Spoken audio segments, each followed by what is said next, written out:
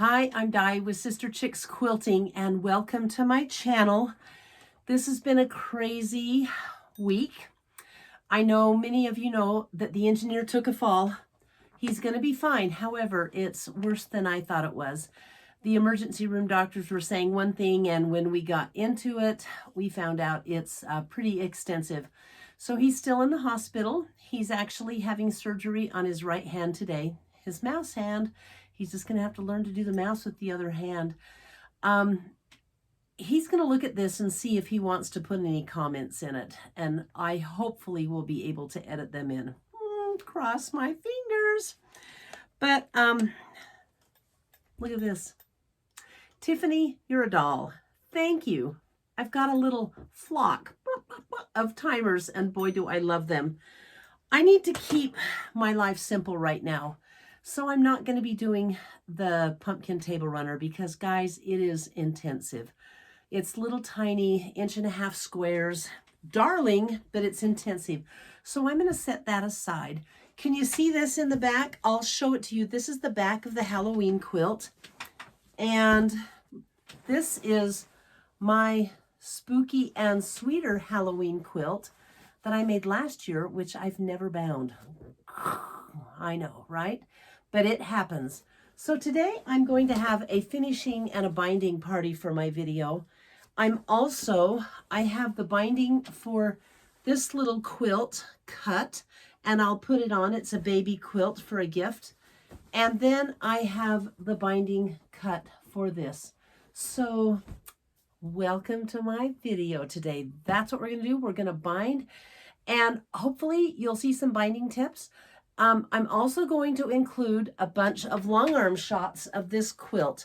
People, I get a lot of comments. They are very interested in the long arm quilting. It's mesmerizing to watch. I love watching it myself. So I'm going to show some of this quilting on the long arm. Now, before I start putting my bindings together, first, this is for the Halloween quilt. Isn't that just kind of a fun binding? It's going to pick up all of those border pieces, so you'll see it when it's done. But let me show you the quilting on the Halloween quilt because, oh my gosh, I did it in bats, and they are adorable.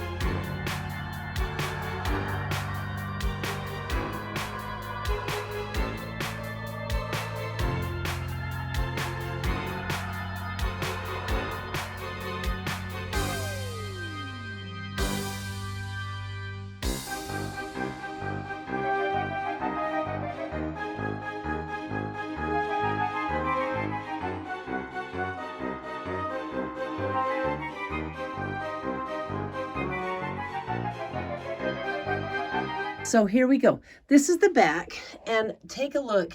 Can you see the bat right here? Here's his little head and wings. And then there's a bat right here with a little double wing. But this is how it looks on the front. You can see the bats a little bit better. I think it is so much fun, and this quilt has turned out just more adorable than I ever thought it was going to be. Adorable. Yeah, look, my language is messed up here, guys. But there's another bat in the border, and I'm going to bind it with purple binding. I've got the haunted houses on the back. I think this is going to be a super fun project. So let me get started. I've got to do a bunch of pieced binding next. I'm going to start by putting my binding together. And do you guys see my new sticker? Bobbin chicken. Anyway, I just love it because we all love to win with Bobbin chicken, don't we? So let's get this binding sewn together.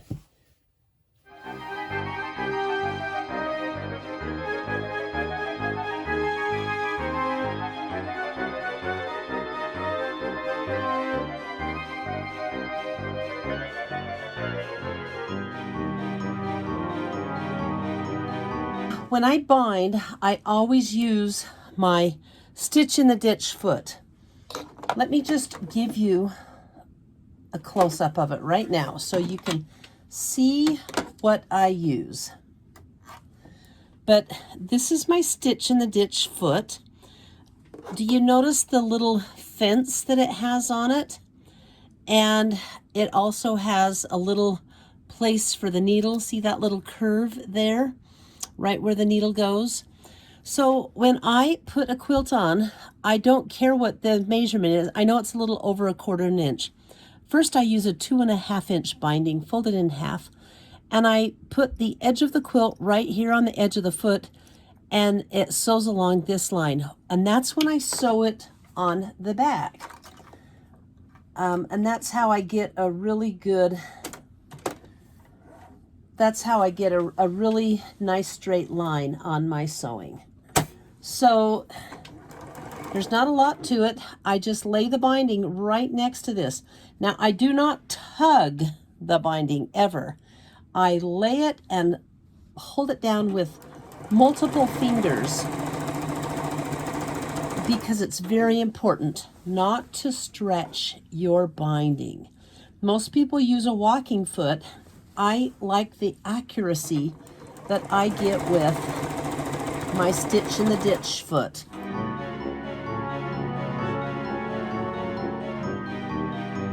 I'm going to mark at about 1/4 inch because I'm going to sew right to that pin and stop.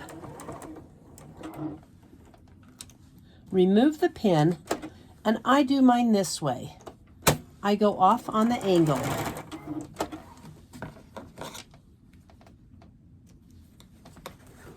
And then I have this.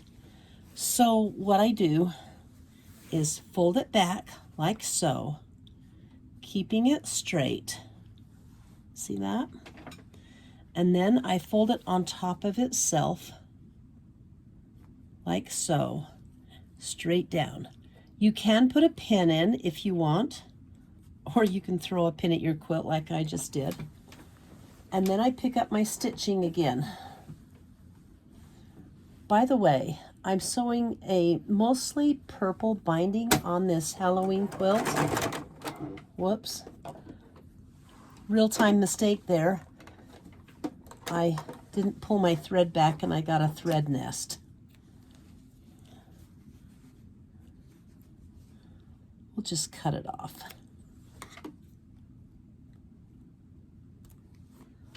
Okay.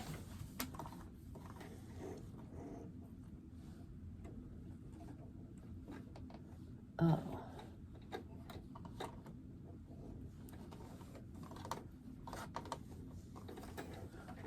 Okay, now I'm going to start over, and I'm going to hold my thread down at the back of my machine.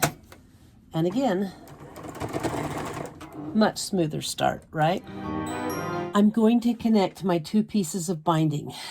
And I used to use the rulers to connect them, but I don't anymore. Let me show you what I do. I cut an extra piece of binding. I really didn't need it, but I did anyway. So because my binding is 2.5 inches, I'm going to use this as a gauge or a ruler. And this is where the binding ends, is about here, or where I started it. And it ends up here, so I want it somewhere to be in the middle here. So I'm going to lay this down, the end of the binding like that, and I'm just going to, it's all flat, and I'll just pick up my scissors and I'll cut on, I turned it a little, we don't want to do that. So I cut the extra binding off. It's still underneath, and it goes like this. And then I'm going to flip this back, and this is the start of the binding, and I'm going to trim it like that. So there is a lap over of 2.5 inches right here. And this, I'll pull an Eleanor Burns and get rid of it. It'll actually go in my 2.5 inch strips. Then I always pin the bindings together. You open them up and you pin them like this. But first, I want to do a few markings. It's really important to me when I bind that I don't have a bunch of bulk, or I want my tension to be lightweight or non-existent. So I always take this piece right here, like so, and I pin it together. And what that does is that pulls, that makes this loose, these pieces loose, and it's easier to work with. So the first thing I'm going to do is mark where I want to sew. And where's my 2.5 inch ruler? And a marking pin. Okay.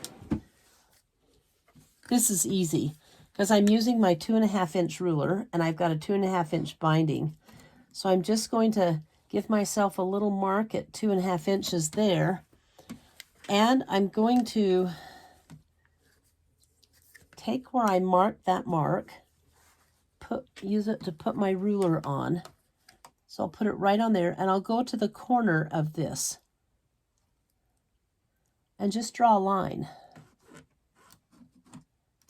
Okay, pretty simple.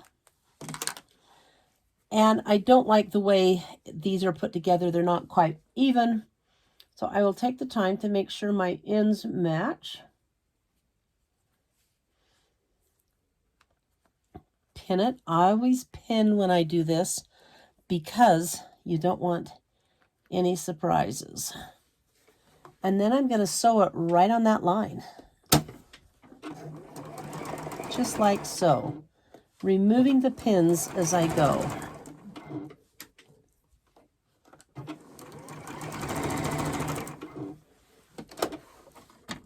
And I should have a perfectly joined binding.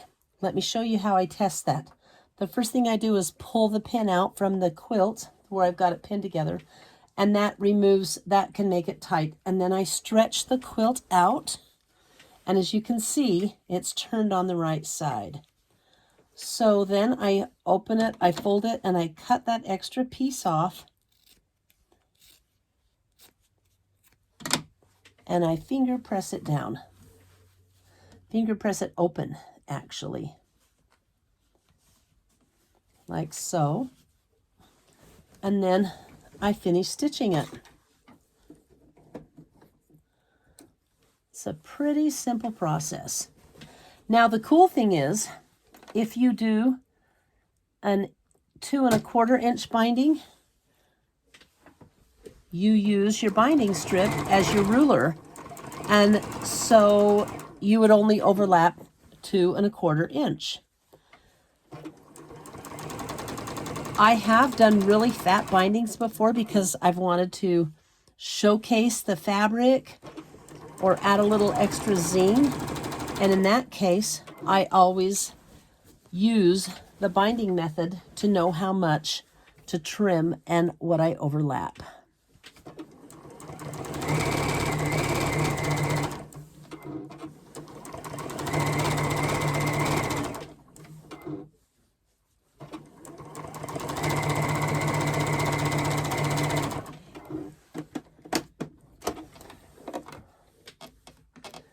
So I have a perfectly attached binding on the back. Then I get to turn it over and sew it down on the front. Always the fun part. Now, when I use, whoops, way to go, Di. When I use this foot, I want to move my needle over to the 1/4 inch position. So I'm going to do that now. and I move my needle over. It's not in the center anymore. And I just start by rolling my binding over, putting it under the foot. And what I do is line up that little fence right next to my binding when I folded it over.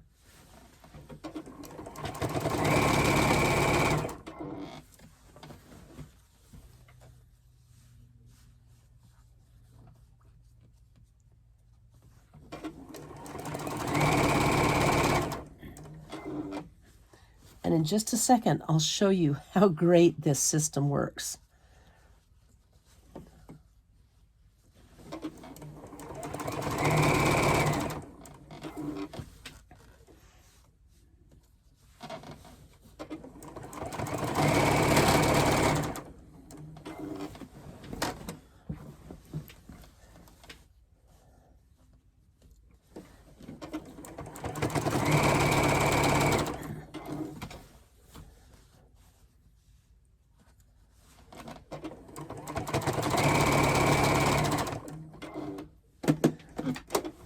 So I normally do the whole binding before I cut it up, but I wanted you to see that's pretty dang even, don't you think?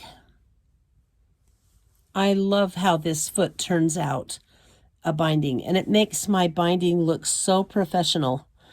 And this binding, look at the colors coming out. Isn't this going to be fun? Can you see the green? And there's orange, a little brown, but a lot of purple. And all of those colors, the green and the purple, are in this black border. So this is going to be a really fun quilt. Let me go ahead and finish it, and I'm going to show it to you done. At this point, what I do when I get to the end is I fold over. Should have not talked with a pin in my mouth, but I fold over the binding and I pin it down on the other side of the corner just to hold it in place. Then I use my stiletto. I lay it flat and I use the stiletto as a folding table or a folding tool. But I fold it right onto the stiletto. I hold that corner down. And with a stiletto, you can take it right to the corner. Then you can turn your quilt and sew it down, and you have got a perfect corner.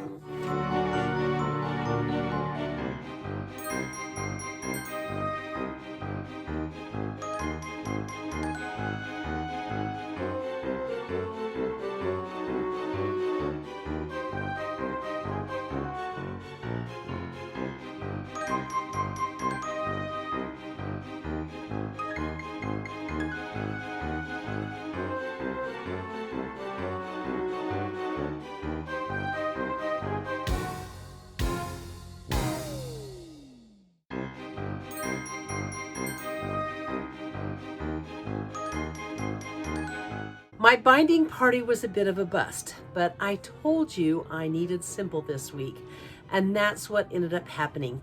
Just so much has been going on. And real quick, an update on the engineer. He walked for the first time today with the new steel rod in his leg. So my Iron Man is coming back. We are so excited for his progress. Thank you so much for your well wishes and your prayers. We definitely feel them.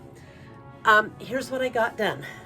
The Christmas table runner is bound and ready to gift, and I will gift it in November so they can have it for December. That was an easy, simple one. And then I did finish the Halloween quilt. So I can get this off to my friend for his Halloween celebration. What do you think of the binding? Isn't that? I just think it turned out so cute. All different colors, but basically it's purple, and it really picks up the sawtooth border. So this quilt is completely done, bats and all. You know what I'm doing for next week's video? It's something I've never done before. I'm going live. Kristen from Icy Stars Quilting, who also has a YouTube channel, her YouTube channel is Icy Stars Quilting, has got a lot of clients and customers who need to know and want to know about long arm quilting. So next week's video is going to be at the same time, Friday at 5 o'clock. Now that's Mountain Time. So of course you check the time difference. So it'll be 5 o'clock Mountain Time next Friday. I will be live. You will be able to ask questions, and she says we'll be on there about an hour and a half. And I'm like, what? An hour and a half? She goes, oh, the time goes by really fast. Well, I believe her, it's going to happen. And I'm so grateful that she wanted to go ahead and do this, interview me, and find out about long arm quilting. So anything you've ever wanted to know about long arm quilting, tune in next Friday at 5 p.m. Mountain Time, and we're going to have a great girls' night. And you know what? You guys are invited too, if you can stand me. So thank you for tuning in. Happy Halloween, and until then, I'll see you. Bye.